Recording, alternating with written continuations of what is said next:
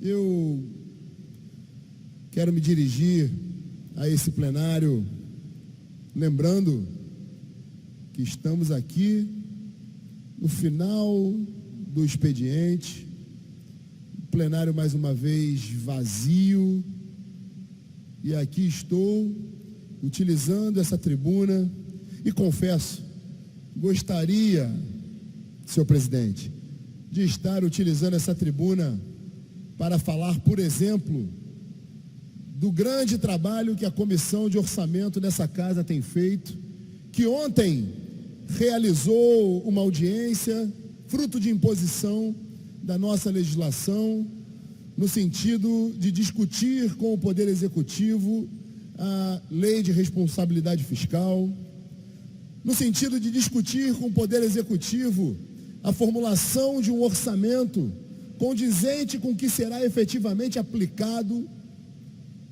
de discutir a questão orçamentária num processo de reedificação financeira desse Estado, mas, infelizmente, terei que utilizar o tempo disponível nessa tribuna para falar de outros assuntos.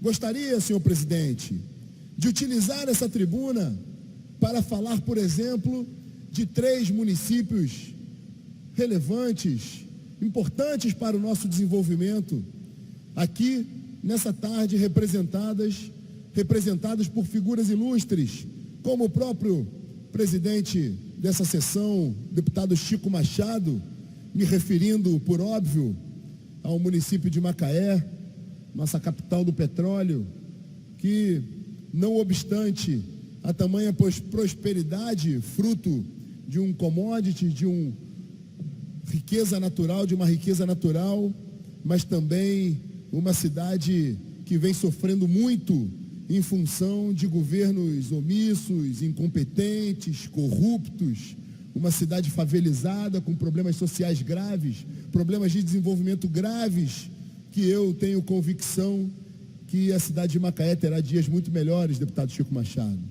Gostaria de falar da cidade de Cabo Frio, com a ilustre presença do meu grande amigo, meu irmão, grande aliado político, vereador Blau Blau, da cidade de Cabo Frio, homem íntegro, aliás, uma das personalidades mais íntegras da política e um dos caras mais sérios que eu conheci nesses últimos anos na política, assim como Yusuf, que está aqui também.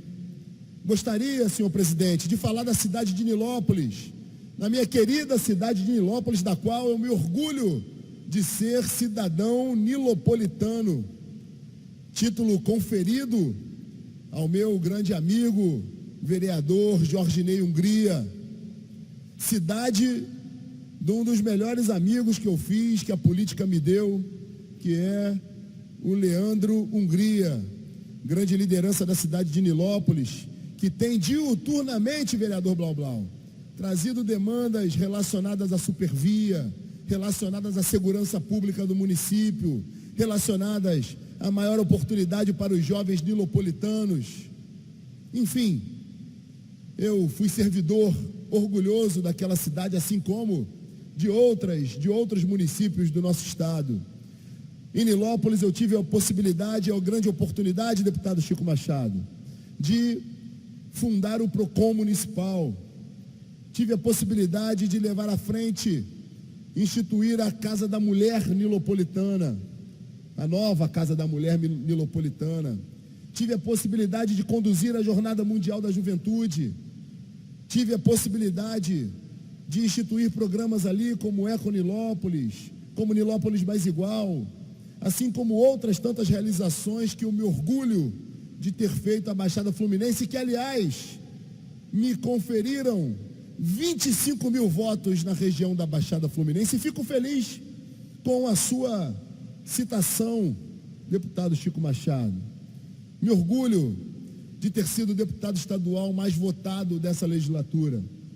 Foram exatamente 70 mil votos no interior do estado, incluindo a sua região, a região dos Lagos, a região metropolitana, a Baixada Fluminense, a região do Vale do Paraíba, o norte e noroeste fluminense, a região serrana, da cidade de Petrópolis, que, por exemplo, me conferiu 14.900 votos.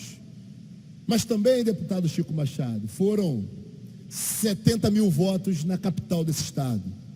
Uma cidade que eu tanto amo, sou um carioca apaixonado por essa cidade. Tenho o costume de brincar com os membros da equipe que conheço essa cidade sem nenhuma soberba, mas que conheço essa cidade como a palma da minha mão. De Santa Cruz, de Paciência até o centro da cidade, da Zona Oeste como um todo, da Barra da Tijuca, das Vargens de Jacarepaguá, passando pela zona suburbana, pela região norte do Rio de Janeiro, pela zona sul do Rio de Janeiro. Eu conheço cada centímetro dessa cidade e me orgulho dos amigos e dos grandes aliados que aqui tenho. No entanto, senhor presidente, eu não posso me furtar de, mais uma vez, correndo o risco de ser acusado de radical, de ser acusado de brigão, como fui acusado hoje durante a sessão ordinária, devido ao embate de cunho, obviamente, ideológico. Eu sou um pacifista, com um deputado ontem aqui nessa casa, que, salvo o melhor juízo, utiliza a sua prerrogativa enquanto parlamentar, assim como outros, para caluniar, para ofender, para achincalhar, e aqui acusem-me do que quiserem. Eu não permitirei.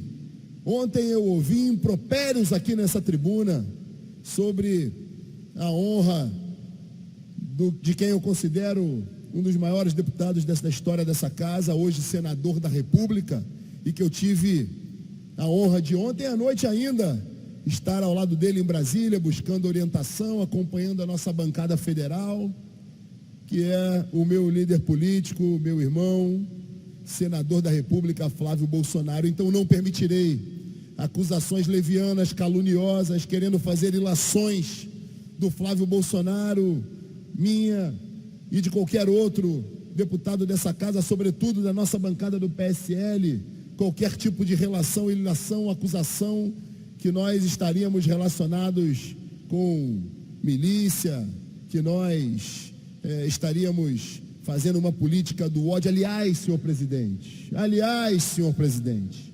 eu me permito citar aquela máxima de: acuse os seus adversários do que você faz, chame-os do que você é. Aliás, uma máxima comumente citada na política e atribuída a Lenin, o que é mais uma mentira construída pela esquerda, até porque um comunista como Lenin não teria a capacidade intelectual de formular uma frase tão brilhante. Agora, evidentemente que esse recurso é utilizado como acabou de ser utilizado nessa casa, aliás, com a máxima covardia, porque eles vêm aqui, utilizam a tribuna, falam o que querem, falam os impropérios que bem entendem, e eu ali estava, sentado ao lado do presidente, encarando todas as mentiras que foram ditas aqui, olho no olho. No entanto, esses deputados agem com a máxima covardia. Eu os desafio. Correram como sempre fazem, fogem como sempre fazem e devem estar refugiados nos seus gabinetes, mas eu ainda estou falando.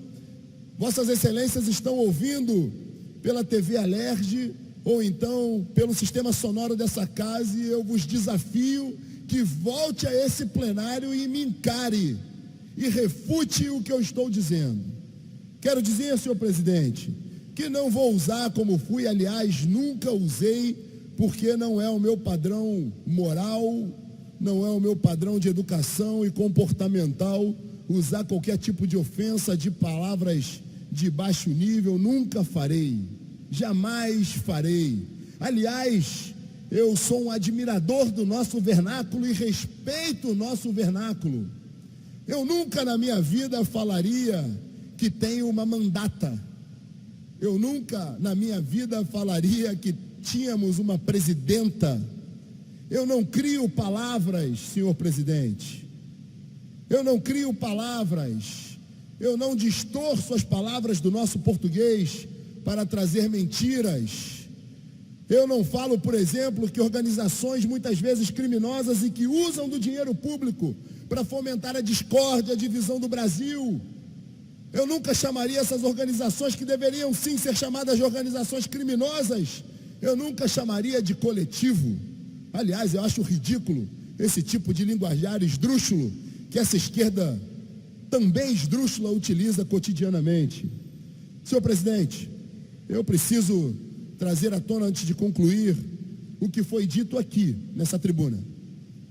Eu ouvi uma deputada líder desse partido que eu tanto confronto ideologicamente aqui dentro, uma deputada que aqui se intitulou doutora especialista em segurança pública.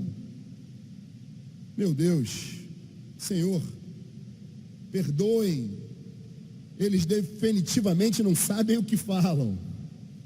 Eu escutei impropérios aqui, dessa deputada vociferando, gritando aos berros, falando e criticando da maior e melhor política de segurança pública que esse Estado já viveu. A maior e melhor política de segurança pública que está sendo muito bem desempenhada pelo brilhante governador do Estado, Wilson Witzel. Aliás, o melhor governador que o Rio de Janeiro já viveu. Quero aqui mais uma vez parabenizar, liguei hoje, parabenizei o comandante Coronel Nunes, comandante do Batalhão de Operações Especiais da Polícia Militar do Estado do Rio de Janeiro, pelo brilhante trabalho ontem.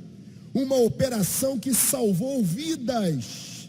Ora, deputado Chico Machado, não há que se comemorar quando o Estado intervém e salva vidas? Não há que se comemorar quando temos um governador que sai do Palácio Guanabara e vai até o lugar que está sendo cometido o crime para conduzir pessoalmente uma operação e ali elogiar, afagar, parabenizar os policiais estes que, no que depender dessa turma, dessa esquerda tão nociva para a nossa sociedade, só tem palavras de intolerância, palavras de ódio, críticas. Aliás, são estes mesmos, hoje, essa especialista em segurança pública, que tanto clama, por exemplo, a desmilitarização de uma polícia militar, que é, sem dúvida nenhuma, a nossa última fronteira com o caos. Ora, senhor presidente, eu escutei aqui algo que eu tenho acusado essa turma há tanto tempo, que é justamente utilizar os caixões, utilizar a tragédia humana, utilizar a desgraça humana como palanque eleitoral. É eles que fazem isso.